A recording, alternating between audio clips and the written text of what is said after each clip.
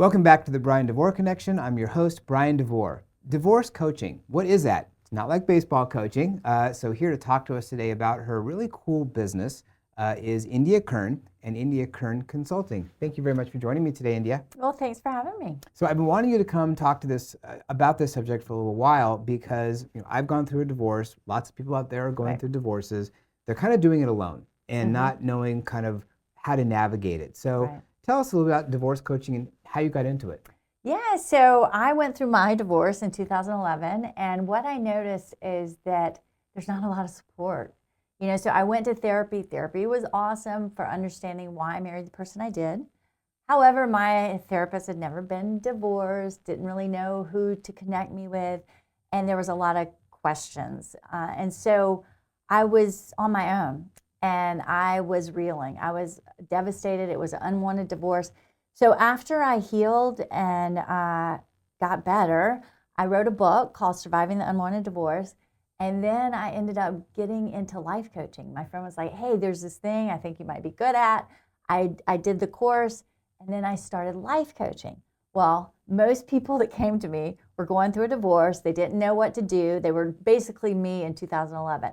And so I thought, why am I doing such a broad spectrum? Why don't I niche down and do divorce coaching? Well, I will tell you, I thought I was the only person that ever thought of divorce coaching. And so I was like, put a stake in the ground, I'm a divorce coach. Yeah. Well, then I started poking around the internet. Other people had thought of it too. And there was a place you could get certified. So I then got certified as a divorce coach. So I really got into the business because I wanted to become the guide that I didn't have back in 2011. Yeah. So that's the short story. Yeah, oh, that's great. I mean, I know when I went through my divorce, before I went through my divorce, I didn't know any divorce attorneys. I didn't know what divorce mediation was, certainly not divorce coaching. Right. You're dropped into this pool here, and you got to learn now, or sink or swim. You got to learn all this stuff, and you don't know what's out there. Right. So being able to have someone who can kind of help you navigate that would make it so much easier, I would think. Yeah, I mean, unless you're in the divorce space, the industry, either a family law attorney, mediator, CDFA, all those things, you won't know the rules of divorce. And so that was me. I didn't know. And like you, I was just fumbling my way, and I made a lot of financial mistakes. Well, using a divorce coach can actually prevent a lot of that, a lot of headache and emotional turmoil, because you're trying to decide, do I do mediation? Do I retain an attorney? What's a consulting attorney, et cetera? So I really help them take the shortcut. I have a network of the top of the line professionals of who they might need. I help match them. So when people come to me and become my clients, they get that service of having the cream of the crop of professionals like you. Right. So when they come to you, they should come to you early in the process, and then you're going to sort of guide them and sort of educate them on what's out there and then what might be best for them. Yeah, so that's a question I get all the time. When should I introduce, or when should the divorce coach come into the picture? I say any stage of the divorce, even if you're thinking about divorce, if you're on the fence. In no way am I an advocate for divorce. In fact, I'm a divorce coach that hates divorce. But, inevitably some divorces happen. And so I can help walk you through that major life transition. So, lost my train of thought. When is the best time? Yes. So as far as when, you could be on the fence. You could be facing divorce, needing all the different resources. You could be in the middle of divorce and you can't seem to make it over the finish line. You can even be post-divorce. I see this a lot with people that haven't worked in 10, 15 years, and they're asking, now what? I can help them start getting ready to go back out there and figure out their way so that they can create a better life, which is possible because I did it myself, so you can do it too, Right, other side's definitely good. So, I'm glad you said, talk about the timing and when people should come in, and that you're not an advocate for divorce. No. And that's probably one of the misconceptions that people have about what you do. There's probably a few others. One of them is, well, I already have a therapist, so why do I need you? Right. So, that's the number one question. Well, what's the difference between you and a therapist? Well, I'll tell you.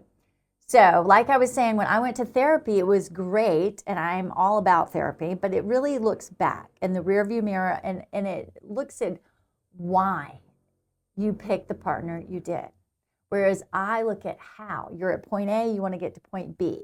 So I make the analogy on my website about if you were at the base of Mount Everest and you're looking to go scale the mountain. So you have a Sherpa or you have a doctor. The Sherpa is going to stand side by side, hand you the tools, hand you the pickaxe, hand you whatever you need, not tell you what to do, but help you make a wise and informed decisions. They've been on the path before. They know what the roadblocks to avoid. And they have the tools. They have the to provide. tools, right, and the resources. Now, the doctor is going to assess you and say, why? And are you even good, like healthy enough to go up this mountain? So the difference is the therapist looks back, and I, as a coach, go from this point forward. So I strategize, I game plan, I give them resources that will help them get through this very big trial of their life. And it is the number 2 biggest life transition besides death. So It's a big deal. Yeah, no, for sure. And I'm sure you get some people who may call you up and they may even start with this. Well, I'm not ready for this yet, but I'm just exploring or what have you. Absolutely. Yeah. And I even say, hey, even if you're on the fence, you can at least look at what is to come if you decide on that path. Doesn't mean that it's going to happen, but the more uncertainty you have, the more anxiety you have.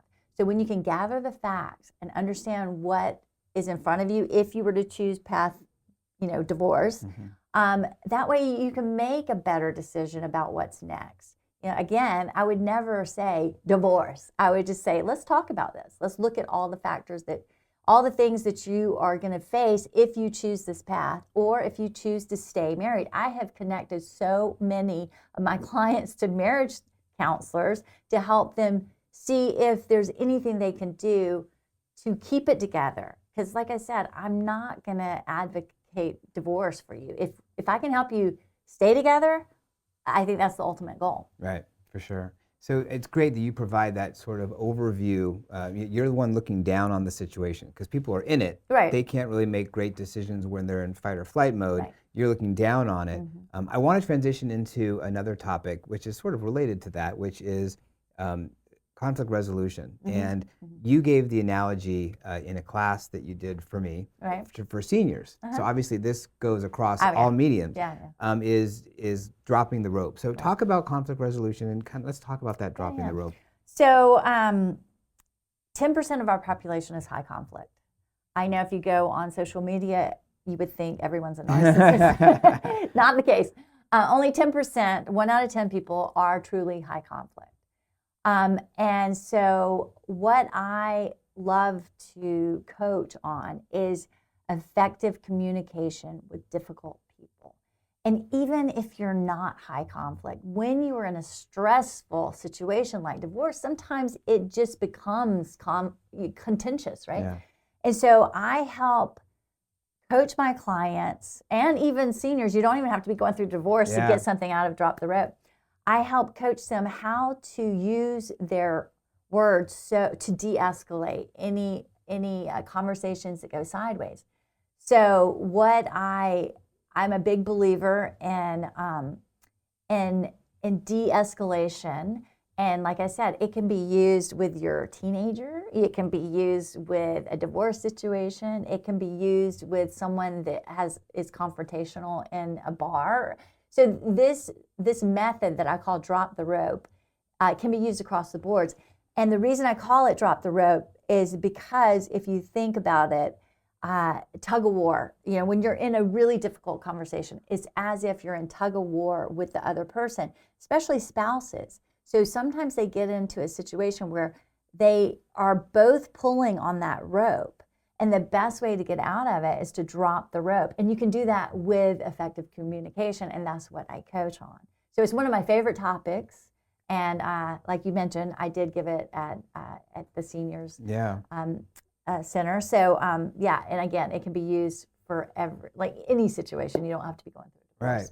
Now, when I picture drop the rope, and you're playing tug of war, the analogy is, okay, well, then someone wins and someone loses, but that's not really the case in what you're talking about. Yeah, it's not like you almost take the higher road. You don't get hooked by the daggers. You don't it's like a fishing analogy. Someone's casting their line, usually your former spouse, right? They know you better than anyone, so they want to bait you.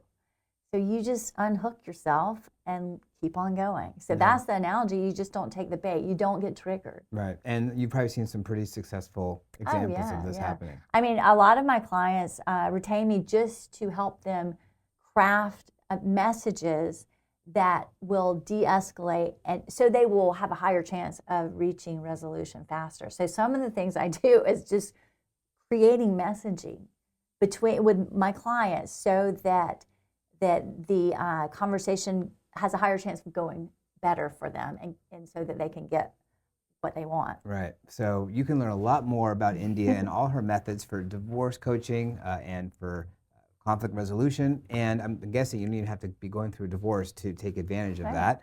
So her information's on screen right now. If you're listening on your favorite podcast channel, you can't see it, but it's in the caption below. India, thank you so much for coming and educating us about everything you do to help people. Oh, thanks, Brian. Thanks for having me. My pleasure. It's been a pleasure.